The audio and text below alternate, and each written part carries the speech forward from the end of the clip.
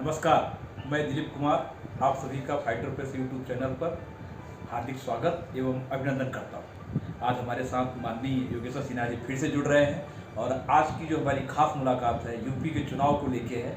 क्या ये यूपी का चुनाव आगामी भविष्य में, भारत के भविष्य में कोई विशेष अवसर को पैदा करने वाला है, या क्या चुनाव परिणाम पूरे देश के किसी दिशा निर्देश करेगा, दशा को बदलेगा? इन सब बारों में हम माननीय सिन्हा जी से जानना चाहेंगे कि क्या है विचार। नमस्कार। इस समय उत्तर प्रदेश में जो चुनाव का आज अंतिम चरण चल रहा है और ये चुनाव का आज अंतिम चरण भारत की दिशा और दशा दोनों को बदल देगा। जहाँ तक उत्तर प्रदेश का प्रश्न है, उत्तर प्रदेश एक ऐसा प्रदेश है जो वर्तमान रखता है लेकिन अपने गर्भ में इतिहास की बहुत सारी धरोहर रख के चलाया है। और अगर धरोहर की बात देखें तो अगर उत्तर प्रदेश के किसी भी व्यक्ति का, उत्तर प्रदेश का ही नहीं, किसी भी व्यक्ति का उसका इतिहास उसको बराबर आगे की तरफ बढ़ाता है। इतिहास बार बार अपने आप को दोहराता है। उसी तरह उत्तर प्रदेश की धरती अपने इतिहास को बार बार दोहराती है। चाहे आप वैदिक काल में देखें तो आर्य थे, आर्यों का राजनीतिक संचरण, आर्यों का राजनीतिक संक्रमण, आर्यों का राजनीतिक पराक्रम ही भारत की राजनीति को दिशा और दशा तय किया और भारत को एक सनातन धर्म दिया। अभी सिन्हा साहब मैं जानना चाहूँगा, आज 7 मार्च जी, उत्तर प्रदेश चुनाव का अंतिम चरण चल रहा है जी। तो अभी आपको कैसा लगता है? अभी जब अगर जहाँ तक लोगों की चर्चा है कि योगी सरकार बनने वाली है, बिल्कुल, तो आपका क्या विचार है? योगी सरकार बनने वाली है कि नहीं बनने वाली है, और बनी तो उसका देश की राजनीति में क्या फर्क पड़ेगा? बिल्कुल। जहाँ तक अभी तक मैंने अपना व्यक्तिगत एनालिसिस किया और एनालिसिस करने के बाद मेरे को स्टार्टिंग से अगर प्रथम चरण से लेकर 7वां चरण हम पश्चिम से पूर्व के तरफ आते हैं, तो जो पश्चिम में जो हमने जाट के जो नेता अजीत सिंह के पुत्र थे, उनके साथ जो गठबंधन हमारी पार्टी समाजवादी पार्टी ने किया, तो उनके दिमाग में ये था कि समाजवादी पार्टी जो गठबंधन कर रही है उसका हम क्लीन स्वीप पश्चिम से कर जाएंगे। तो अखिलेश सिंह के दिमाग में कई चीज़ें घूम रही थी। पहला घूम रही थी एक बहम, जैसे गाजियाबाद के साथ जुड़ा हुआ है। दूसरा बहम घूम रही थी कन्नौज, जहाँ से उनका बहम जुड़ा हुआ है। और तीसरा उन्होंने सोचा बहम के साथ एक संगठन को लेकर चलते हैं, तो उन्होंने अजीत सिंह की पार्टी को साथ संगठन कर लिया। और उसी के बीच घटनाक्रम देखें तो उत्तर प्रदेश की राजनीति को प्रभावित करने के लिए पहले से ही एक कांग्रेस की चाल चल रही थी। वो चाल थी आपकी किसान आंदोलन, और किसान आंदोलन के तहत जो कि लखीमपुर के लिए घटना घटी, उस घटना को हाईलाइट किया गया, हाथरस के घटने को हाईलाइट किया गया। और उस हाईलाइट करने के बाद ये सोचे कि प्रथम चरण में बिल्कुल मैं आगे निकल जाऊंगा, लेकिन हो गया उल्टा। बीजेपी गवर्नमेंट ने लास्ट मोमेंट पे इस तरह से छक्का मारा कि उसमें वो गुगली में फंस गए, और गुगली में फंस के अपने आप खत्म हो गए।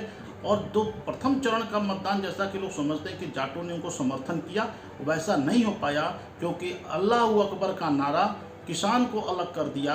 और उनके जो कांग्रेस के कुछ मोहम्मदन नेता इनके अंदर गए, जिस तरह की स्टेटमेंट आई वो पब्लिक में वायरल हुई, वो वायरल होने से समाजवादी पार्टी का नुकसान हुआ।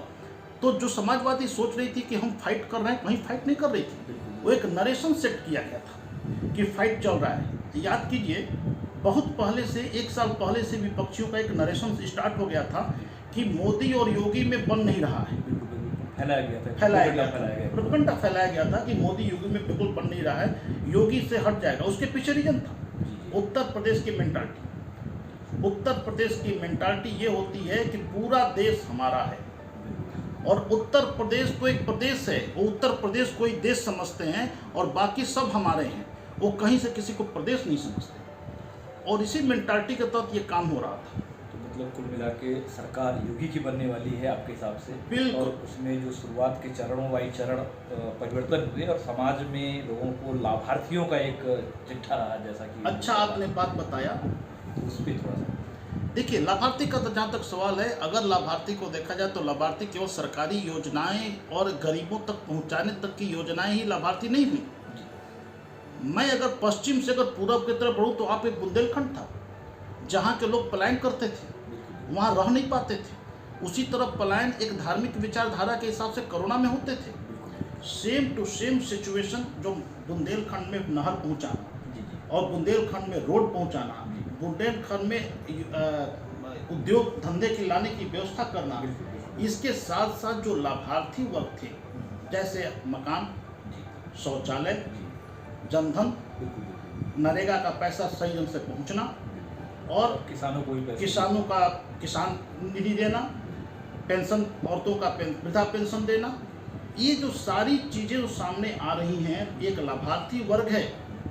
जैसे सिलेंडर देना, और सबसे बड़ा आदित्य योगी नाथ का जो लाभार्थी है वो ये है कि कोरोना पीरियड में जिस समय हर जगह की सरकार, जहाँ के यूपी के बाहर के लोग उनके प्रदेश की समृद्धि के लिए अपनी खून पसीना बहाते थे, वहाँ के लोगों ने जब उनको नेगलेक्ट किया, उस समय योगी आदित्यनाथ ने उनको यातायात की सुविधा, खाने की सुविधा, तो जो 2 साल में योगी आदित्यनाथ ने एक दबे कुचले गिरे समाज को, जिसको बसपा कहती थी हमारा है, जिसको सपा कहती थी हमारा है, उनको जिस तरह की उसने सेवा किया, बाकी लोग जिस तरह गायब हुए, अचानक जिस तरह स्वास्थ्य सेवा को डेवलप किया, और जिस तरह से ये लोग केवल प्रोपेगेंडा लगाने में लगे रहे, ये काम करते रहे अपना। केवल प्रोपेगेंडा, कभी जो है कबीरपंथी के 100 दफाने को हाईलाइट करते रहे, कभी कहते रहे भाजपा का वैक्सीन है, कभी कहते रहे कि वैक्सीन लग नहीं पाएगी, कभी कुछ बराबर प्रोपेगेंडा में रहते रहे।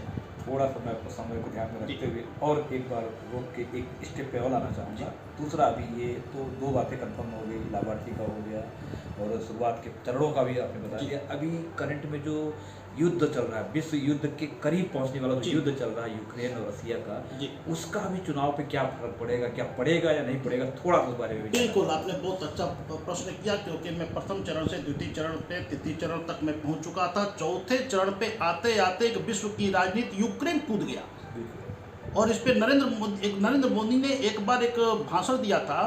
भाषण देते तो उन्होंने बोला था कि अभी यूक्रेन का युद्ध शुरू हुआ है, उसमें एक मजबूत राष्ट्र की जरूरत है, और भारत की जनता ने चौथे और 5वें चरण, 6वें चरण, 7वें चरण आते आते इसको एक्सेप्ट कर लिया। जब भारत के झंडा पे पाकिस्तान के बच्चे आ रहे हैं, भारत के झंडा पे बम नहीं गिर रहा है, भारत के झंडे पे रसिया पूछ नहीं रहा है, पूरा विश्व भारत के झंडे को सलाम ठोक रहा है। यहाँ तक कि शिव की याद दिलाई जा रही है, महाभारत की याद दिलाई जा रही है। कितनी बड़ी मजेदार बात है कि जिस भारत में सिर्फ ताजमहल याद किए जाते थे, जिस भारत में अकबर द ग्रेट याद किए जाते थे, आज वो भारत में महाभारत, वो भारत में शिव, वो भी यूक्रेन का राजदूत वो बार बार बता रहा है। यानी हमारी संस्कृति, हमारी सभ्यता, हमारी अर्थव्यवस्था, हमारी विदेश नीति, हमारी अर्थ नीति, ये पूरे विश्व को प्रभावित करना शुरू कर दी है, और विश्व में भारत को गुरु बनने से रोक नहीं सकता। जहाँ तक उत्तर प्रदेश की राजनीति का सवाल है और चुनाव का सवाल है, उत्तर प्रदेश का जन पॉलिटिक्स करना जानता है। वो ये जानता है कि भारत हमारा है, और उसको आगे बढ़ाने के लिए मोदी बढ़ रहा है, और मोदी के सहयोग में आदित्य योगी नाथ को लाना है। इसलिए यूक्रेन का युद्ध, यूक्रेन में छात्रों को लाना, इसमें बहुत बड़ा योगदान देने जा रहा है। चलेगा, मैं इसी के साथ अपने इस कार्यक्रम को थोड़ा सा समापन करके चलूँगा, क्योंकि ये शॉर्ट टाइम में हमने वीडियो रिकॉर्ड किए हैं, और बहुत जल्दी मार्च को योगी सरकार या जो भी सरकारें बने उनको बधाई देने के साथ साथ हम आप सभी का फिर से एक बार अभिवादन करेंगे। जय हिंद, जय भारत। मैं लास्ट में आपको अभिनंदन और लास्ट में प्रणाम करते हुए एक बात बताता हूं कि एक बार फिर वापस आ रही योगी सरकार, और अच्छे मतों से आ रही योगी सरकार। विपक्ष पूरा फेल हो चुका है। जो मोदी ने जो नीचे विपक्ष की राजनीति की लाइन खींची है, वो न उसको मिटा पाया है और न उसके आगे लाइन खींच पाया है। धन्यवाद।